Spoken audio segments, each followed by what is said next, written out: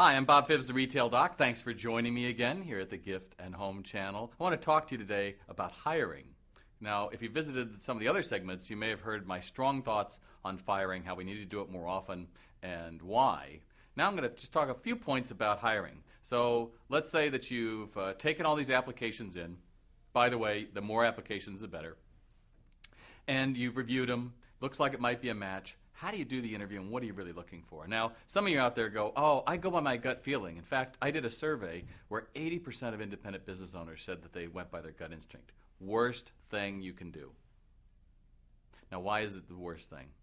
Because a lot of times we think we're going to like somebody, and we do the interview understanding that all I want to find out is more good stuff.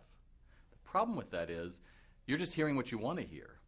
So we want to go through, and we want to really have a formula for that. So when I interview somebody, I always want to be hospitable because I want a remarkable service in my store. I need to show that when they're coming in for an application. So after I've weeded through them, I have them sit down. Can I get you a cup of coffee or a soft drink or some water or something? I'll have a little bit of conversation.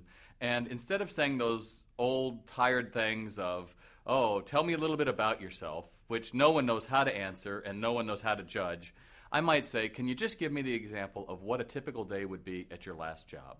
So they're going to walk through it with me, and I'm going to be able to see. Now, for example, if somebody was a housekeeper at a local hotel, what I don't want to hear is, well, I'd clean the rooms, and then we'd get the towels, and I would clock out at 4. Really what I want to hear is, well, I'd start off at a room, and I would clean it. So when you're hearing somebody talk about their day, you might interrupt them and go, great, you are a housekeeper in a hotel. Can you think of one room? Can you tell me exactly when you walk in the door what your process is?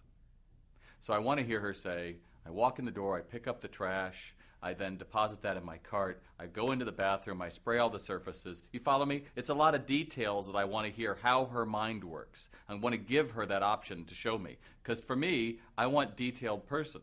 I don't want to have just namby-pamby things. Because so many people tell me, oh, it's so hard to hire people. No, it isn't. But what's hard is to develop that interview so that it always delivers. So going back to our example, I'm asking them what a typical day is in their current job. And then I might, depending on how long they've been at that other job, I might ask for the previous job as well. Now it's my turn to have a commercial about us. So I'm going to say, well, here's what we're trying to do in our operation. I want to have an exceptional experience for everybody we meet. So that means that you are always going to be thinking, how can I make it better? Now, I might ask them, what to you is an exceptional experience? Can you think of a brand or a store, or what would be really good about that, and put words to it? The person who gets the job typically will know what that is. People who stumble or they go, I don't know, I got a Big Mac in 60 seconds. Okay, that's not an exceptional experience, so we don't want them. But then I'm going to start to get more specific, and I'm going to say, can you give me a time when you went out of your way for a customer and how you handled it? So that's great. They tell me, hopefully tell me a great example. And then I'll say, now can you give me a time when maybe you didn't do so great? Oh, I've always given great customer service. Well, don't let them off the hook yet. I think you can agree that nobody's 100%. There's always got to be something, somehow that went wrong. Feel free to take your time. Just think of that one example and then tell me about it. All I want to hear is that they acknowledge that they do things that have been wrong and how they handled it. And then the next question I would also ask is, can you give me a time when you had a problem with an employee and how you handled it? The right answer is going to be, they had a problem, they talked it out, they dealt with it. For me, the wrong answer is, oh, I asked my manager and he handled it. Because that tells me I'm going to have to do more work if I hire this person. Does that make sense? I want somebody that is able to resolve things on their own. And always be thinking of contrary information. I mean, if somebody's telling you how great they are, your goal is also to find something that may not be so great, so that you get a balanced picture when you're talking to them or you're talking afterwards about bringing them into your crew. It's always a good idea if there's going to be a manager that might be different than you, if you're the owner and there's going to be a manager, get them involved as well, maybe in a second interview. But I don't want this interview to be more than 15 or 20 minutes tops, so set a timer or something. Your goal is not finding a new friend, and I think we find that in so many independent retailers. We're looking for a friend and how much we have in common, and we aren't looking at, would I pay this person $8 an hour, $10 an hour, $15 an hour? How much would I have to do to get them to come on board? I think a lot of times we go, oh, thank God they'll fill the schedule. And then we wonder why we can't sell. Because the merch isn't going to sell unless somebody sells it. That's up to you putting the right team in place.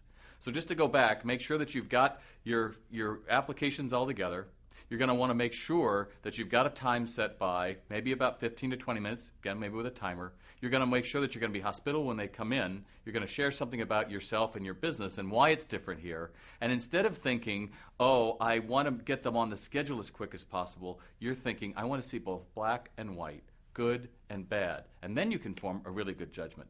Now, the way I end that interview is I'm going to know pretty quickly I really do like this person or not. So the person I don't like, I might say, well, we're going to continue taking applications through the week. If we have a need for a second interview, I will call you back probably by next Wednesday. If you don't hear from me by next Wednesday, then we've chosen somebody else. But the person I think I really might like, I don't want to get them off the labor market as quick as possible. So I might say, well, why don't you give me a call at 4 o'clock tomorrow afternoon? Here's my card, and we can discuss it. Because I want them to have to want to come to me. Does that make sense? I don't want to go through and call them up and they go, oh, I got another job. And the ones that call are the ones that usually stick the most. So if you want further tips or some other ideas, you might visit my site, retaildoc.com. But thanks for joining me, Bob Phibbs, the Retail Doc, here at the Gift and Home Channel.